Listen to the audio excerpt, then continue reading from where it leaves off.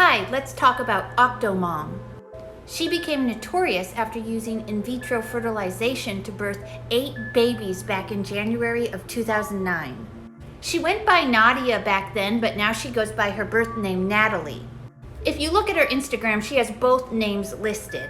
So when she got pregnant with the Octuplets, she already had 6 children who she had through in vitro also. So this made her a mother of 14. And she's a single parent. Let's go back to 1997. She's 21 years old and she tries to conceive by using a sperm donor but is unsuccessful. She tries again in 1998 but is also unsuccessful. Okay, now we're up to 1999 and Natalie is 23. Using the same doctor who helped her with the sperm donor, she now tries in vitro fertilization. It should be noted that later this doctor was expelled from the American Society for Reproductive Medicine. Back to the story. So 1999, she starts using IVF. From then until 2006, she has 6 children using this method. 4 sons, 2 daughters. This includes 1 set of twins, and I also believe she had 2 miscarriages. Now let's go back to the court docs filed against the doctor. And if you look here, she was coming back 3 or 4 months after giving birth and then starting hormone therapy again. So this was back to back to back. And the other thing is she had frozen embryos, but each time the doctor would start her on hormone therapy again instead of using the frozen ones. So what this did is it created a stockpile of embryos which served no clinical purpose. Okay, now it's January 2007. Natalie is 31 with 6 kids, and she's not done having kids yet. She'd like more. So she tries again, but it was unsuccessful this time. So then she comes back and tries again in 2008, also unsuccessful. Also, in both of those times, the doctor was transferring a number of embryos which exceeded the recommendations. So for the next attempt, the doctor's like, we gotta make this work. He's trying a new method and he transfers even more embryos this time, a number which far exceeds the recommendation and beyond the reasonable judgment of any treating physician. And it worked. That's how the octuplets were made. Also, I found this. Natalie says her fertility specialist convinced her, while she was heavily sedated, to have 12 embryos implanted at once. He was investigated and had his license revoked. In this picture, Natalie looks very pregnant, but look at the caption. She says she was only 3 weeks pregnant. And there's one more thing I want to mention. Throughout all the years and pregnancies that Natalie worked with her doctor, not once did he refer or recommend that she consult with a mental health professional. I'm talking about Octomom. On January 26, 2009, Natalie became a mother of 14 when she gave birth to octuplets. She already had 6 kids. And she's the second human in the US to successfully deliver octuplets. And the first where they all survived. Also, something to keep in mind, Natalie thought she was having 7 babies up until she gave birth.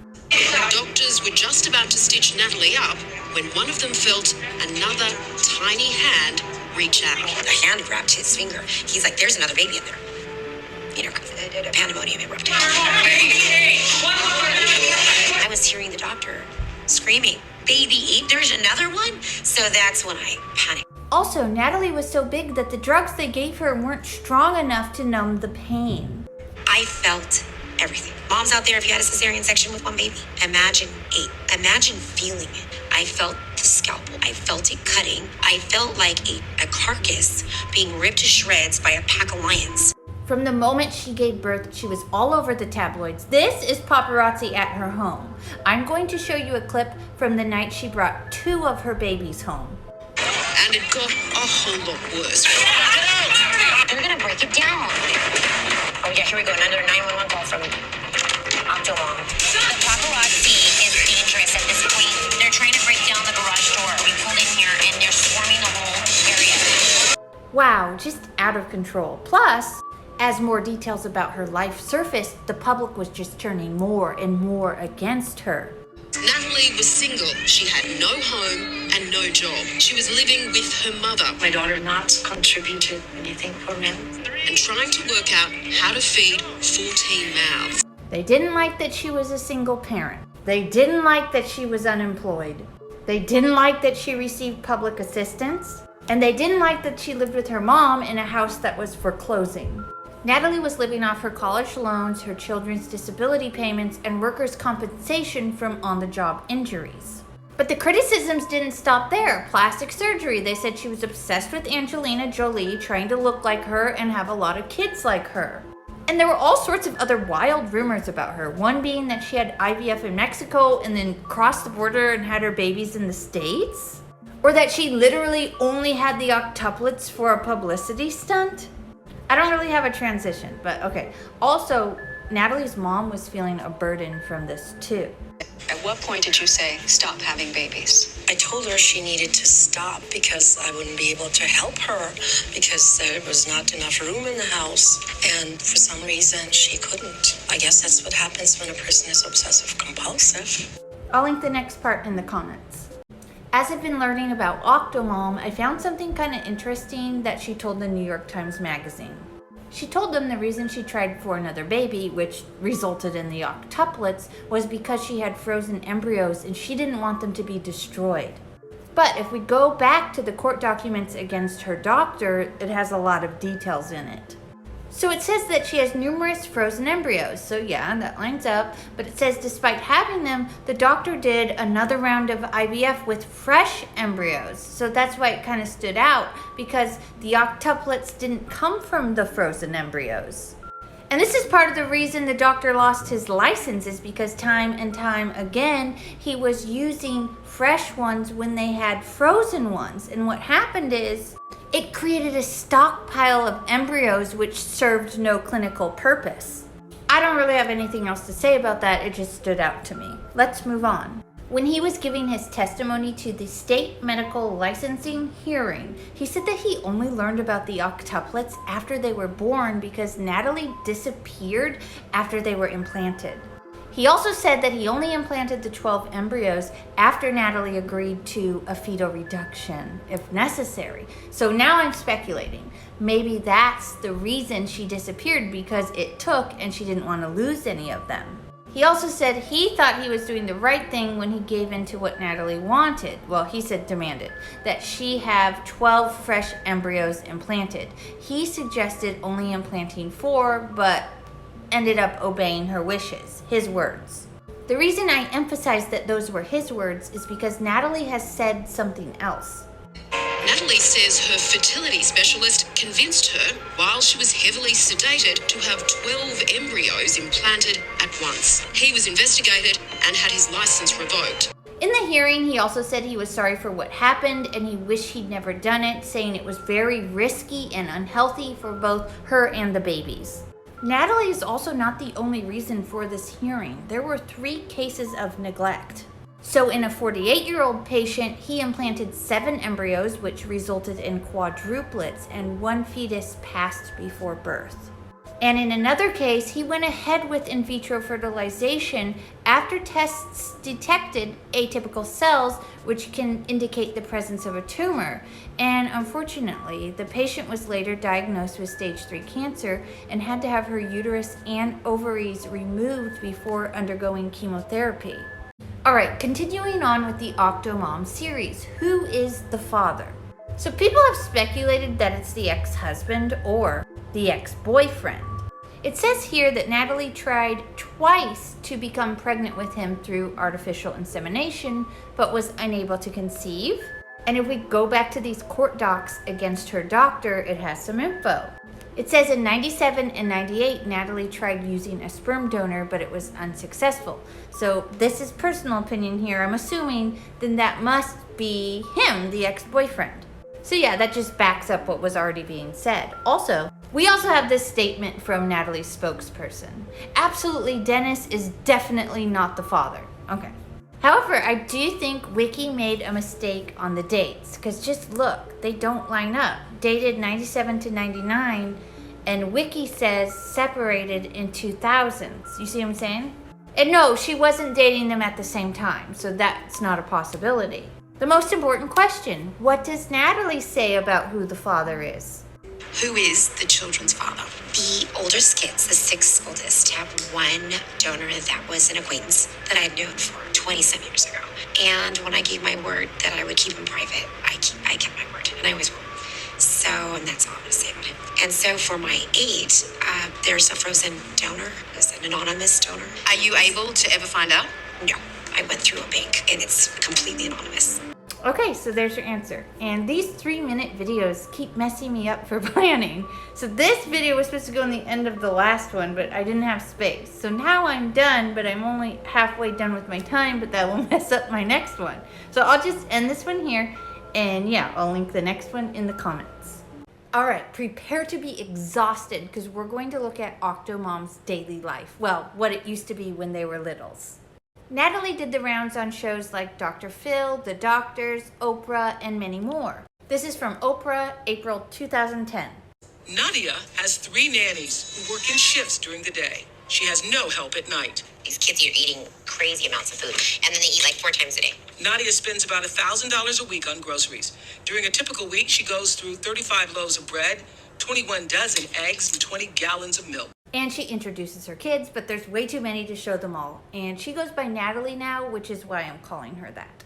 Jeremiah Mackay, Isaiah. He kind of is like the victim type. This is Noah. He's very, very, very mischievous. He's incredibly mischievous. And it's not all negative. She said positive stuff about some of the other ones. And with this many kids, you know, you can lose them in the house. Yes, sweetie, I hear you. Caleb! Oh, I'm running downstairs.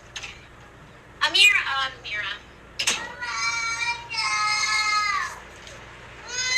I need to find your brother. Stop. 1 minute. Hold on. And she does bath time, which is just a bath full of babies which are screaming, but I'm not going to show that clip because it has baby butt. Now on to dinner. There are so many kids that she has to do it in 2 rounds. Once Nadia and crew get everyone into their jammies, it's time for dinner. Would you like the egg? No, Caleb, breathe! Alright, so once the littles eat, she puts them to bed at like 5:30 p.m. Then she starts on dinner for the older kids. This is embarrassing. This is bad dinner. Jonah's crying. If I know they're fine, they've eaten, they're not wet, they're not dirty, and they've, been held enough, you can never be held enough, and I have to do other stuff, and it can cry. Sleep? What's that? Yeah, she doesn't end up getting any. Nadia hopes tonight she can somehow get 3 hours of sleep. Jonah is sick. He doesn't feel good. He's got an ear infection, and it was hurting him. Nadia ends up spending the entire night in the nursery. No, I haven't been to bed yet. That's okay. They will start to get up probably in about 15 minutes. Oh my gosh, then the nannies don't show. Total chaos. There's nobody here. The kids are gonna be late. Oh, shoot. Oh. Timeout. We are going to timeout. You afraid Marcy might quit? No one's quit. Who's quit? I fired everyone who's not working for me anymore. I fired. Who's quit? No one ever quit. You're not listening. I can't imagine. Continuing on with the Octo-mom series. Natalie tells the Oprah show that she's running out of money. I'm terrified. What's going to happen to me and my kids? We're losing our house, and I have to borrow money for food. So they have this financial lady come work with Natalie, and she is tough. And she asks Natalie how she paid for the in vitro. How did you pay for that? Through years of saving. I worked at, I don't know if I should say the name. Lie. Oh, saving disability. Lie. Saving. I went through your finances. You did not save the money to be implanted. Guess what? You borrowed All of it. I borrowed the money. You just and said I to me saved a 2 lot of money. seconds ago you saved. Everything. Lie. So she calls Natalie out. This lady is not messing around. I saved and I borrowed and I did everything. I saw like your an finances. addict. Like an addict with drugs. She saw your finances. Yeah, but let me say, like an addict with drugs will do anything they can to secure the money they need for in vitro. That's about all the answer we get, but Susie continues to grill Natalie. I think Are that's you part of it. a baby addict? I think it could have been part of me Yes self-medicating. or no? I think No. it could have Are been. you a baby addict? Yes or no? Today, no. Back then, probably yes. No. Were you a baby addict then? Yes or no? Not Back probably then, yes. yes or no. Back then, yes. And I think back then, I could have been self-medicating through children. Self-medicating Self-medicating through children. through children. Yes. Now Susie says she was only this tough on Natalie because of how dire the situation was. Her lights were going to be shut off. Her electricity was going to go. Her house was going to be taken away. When I say she was going to be on the streets with 14 kids, I was not just being dramatic like I can be. She tells Natalie that she needs to completely change how she's living. No more manicures, no more trainers. Her kids don't need to go to private school, and she needs to start putting things up for sale on eBay and having yard sales. I gave her a Royal Susie smackdown. The instructions were very, very specific, which is you have to get rid of all your nannies. Can't afford the nannies. She got rid of 3 of her nannies, but she kept 1. Natalie takes a lot of Susie. Susie's advice, and the Oprah show checks back in 2 years later. One thing I listened to, it was she said I should do it all on my own. No help. And it did help financially, but it took a toll. As a result, I became beyond exhausted. I can't even tell you how exhausted I actually was, starting to crack. So she got help and went to a 30-day treatment program. I was diagnosed with post-traumatic stress disorder, severe post-traumatic stress. In other words, it's someone who's like a soldier in war. I feel like I'm still in war sometimes, but we have to win, right? And there's 15 lives at stake. Her house foreclosed, so she moved, but she's since moved again, and I don't have enough time in this video, so how about at the very last video when I do Where Is She Now, I'll put that clip in there. That'll fit nice there anyway. Okay. Octomom was scrutinized a lot for having plastic surgery and also being on public assistance. At first, she denied a lot of it.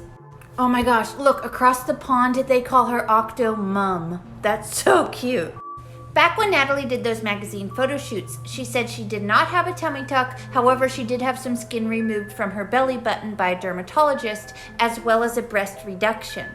When asked if she would ever do it in the future, she said she didn't believe in it and that God gives us what we're born with. Later, she did reveal that yes, she had plastic surgery, but said that she never used funds meant for her children on the plastic surgery. Natalie says she denied it because she was embarrassed and that telling the truth felt freeing. Also, another rumor that followed Natalie was that she was trying to use plastic surgery to look like Angelina Jolie. Natalie directly addressed this claim in a 2019 Instagram post, calling it a fabricated tale of the trashy tabloids, and said she wanted to set the record straight. She said she's never had plastic surgery to look like anybody else, and she's proud of her mixed ethnic background. And says that this photo is from 2003 and it's 3 weeks after she had her 3rd child and 3 months before she had breast implants, which she regrets. She said she was 100% natural in this picture and now she's 90% natural. Well, now being 2019. She says the media has a hidden agenda to ignite as much intense hatred against her as possible and for as long as possible. What does Octomom mean to you? It is a caricature that is 100% media made up. They wanted to set this character up as this shallow, narcissistic, fame-seeking caricature that just had kids to get fame and money. It was actually 100%, not 99, 100% the antithesis, the opposite of who I really am. Let's continue talking about Octomom. Natalie did dabble in the adult entertainment industry. I did it obviously to provide for my family. But doing it, I don't regret it. I actually, shockingly enough, it became one of the most liberating and empowering things I had ever done. But she's now had a change of heart because later she says that she exploited and dehumanized herself and that she was desperate and on the verge of homelessness. So how much did you make from appearing in that porn? I made $8,000. I sold my soul to the devil temporarily, thank the Lord, for $8,000. Personal opinion, I think part of the reason she was so hard on herself is because of her religious beliefs. They just, they don't mix. Also, there was more going on. She had a pill dependency too. She says if she hadn't left the industry, she thinks she probably would have overdosed on Xanax. She said the guilt she felt from being in the adult entertainment industry is what led her to the pill dependency, so she went to rehab in 2012. I'm not sure if that is the same thing that was mentioned in the Oprah video, that 30-day treatment. I don't know if those two are the same. Oh, also, I found this article where Lindsay Lohan's dad, Michael Lohan, claims responsibility for sending Natalie to rehab, but Natalie's spokesperson denies it. Wow, so if you didn't know, Michael Lohan was busted earlier this year for patient brokering. I actually made a video about it. But Natalie's manager denies that he was the reason she went to rehab and says that he gave her the number for the rehab center and that's all he did. But there's more. I have some crucial information to share with you. Yeah, every single. I had a manager, unfortunately, from 2011 till 13. So if anyone reads anything from that time period, all of which was all fabricated and lied, it was all stories just 100% out of desperation and scarcity. So who knows what actually went down? But yeah, the article is from 2012. But let's keep going. I've seen 2 reasons why Natalie left the entertainment industry. One was that she found her daughter playing dress up with a pair of her spiked heels, and the other reason I saw is because of a guardian angel. Let me explain.